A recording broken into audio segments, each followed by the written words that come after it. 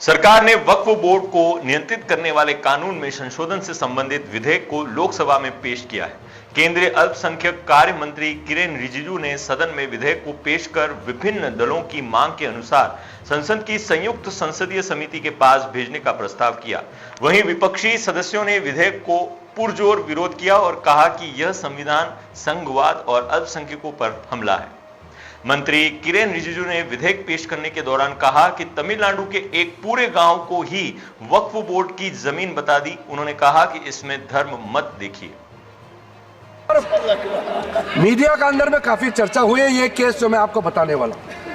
तमिलनाडु के अंदर में तिरुचेंतुराई इन तिरुचिरापल्ली डिस्ट्रिक्ट है तमिलनाडु में।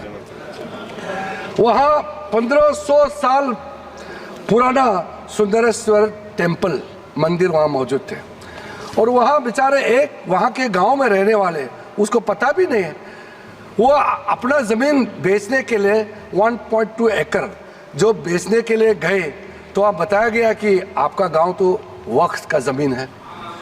आप सोचिए पूरा गांव को वक्फ प्रॉपर्टी डिक्लेयर कर दिया गया।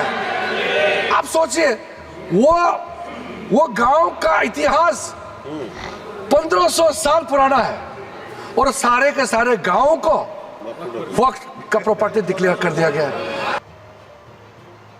मंत्री किरेन रिजिजू द्वारा विधेयक को पेश करने के बाद पक्ष और विपक्ष के कई नेताओं ने अपनी बात रखी। रामपुर सांसद मौलाना मोहिबुल्ला नदवी बिल का पुरजोर तरीके से विरोध करते हुए बोले कि यह मुसलमानों के साथ अन्याय है। मैं आपकी तवज्जो इस तरफ चाहता हूं आपके माध्यम से कि मैं वाहिद आदमी हूं इस सदन में जिसमें वन मैन कमेटी आपके द्वारा बनाई गई सरकार के और मैं उसमें पेश हुआ 123 प्रॉपर्टी में। जस्टिस आर्यन ने जो रिपोर्ट पेश की आज तक वक्फ बोर्ड को नहीं बताया गया चूंकि वो आपकी मंशा के खिलाफ थी और गवर्नमेंट की मंशा के मुताबिक नहीं थी। 123 प्रॉपर्टी में जब मंशा के खिलाफ हमारे नहीं आई, मंशा के मुताबिक नहीं आई, तो हमने 2 मैन कमेटी बनाई और 2 मैन कमेटी ने भी कोई रिपोर्ट वक्फ बोर्ड को नहीं दी, जबकि वक्फ एक्ट जो है 1995 जो है वो पार्लियामेंट से पास शुदा है कि हम पार्लियामेंट के जो एहतराम है उसका नहीं कर रहे, उसके हुकूक का। इसी तरह से सर सूबाई हुकूमतों को इख्तियार दिया गया।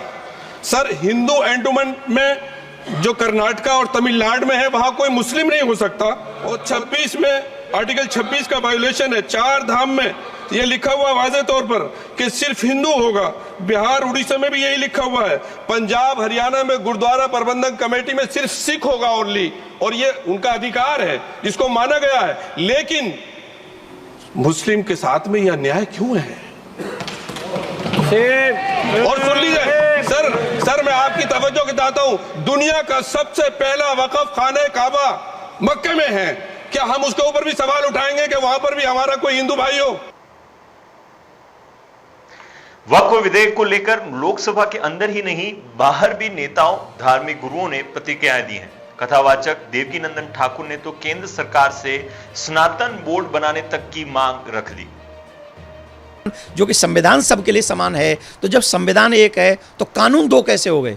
वक्फ बोर्ड का निर्माण क्यों हुआ? और अगर वक्फ बोर्ड का निर्माण हुआ तो मैं तो आज मोदी जी से भी कहूंगा अगर उनकी दोबारा सरकार आए तो सनातन बोर्ड का भी गठन होना चाहिए और सनातन बोर्ड को वो सारे अधिकार मिलने चाहिए जो वक्फ बोर्ड के पास में। हमारे सनातन न्यास को वो पूरे अधिकार मिलने चाहिए और इसके लिए हम जन जागृति करेंगे। ये देश हमारा है, पहला अधिकार हमारा है इस देश पे। हम 100 करोड़ हैं। जिन लोगों को आप लोग वक्फ बोर्ड बनाकर अलग से कानून देते हो, अधिकार देते हो, वो लोग ऑलरेडी पाकिस्तान ले चुके हैं। लोकसभा में बिल पर बहस के दौरान समाजवादी सुप्रीमो अखिलेश यादव और गृह मंत्री अतिम शाह के बीच खींचतान देखी गई। अखिलेश यादव ने अध्यक्ष के अधिकार पर बात रखी तो गृह मंत्री ने खड़े होकर जवाब दिया। और मैंने अध्यक्ष महोदय सुना है इस लॉबी में कि कुछ अधिकार आपके भी छीने जा रहे हैं, उसके लिए हम लोगों को लड़ना पड़ेगा आपके लिए। अध्यक्ष महोदय मैं इस बिल का विरोध करता हूं। कोई अध्यक्ष के अधिकार अखिलेश जी सिर्फ विपक्ष के नहीं है, पूरे सदन के हैं। इस तरह की गोलमोल बात आप नहीं कर सकते हो।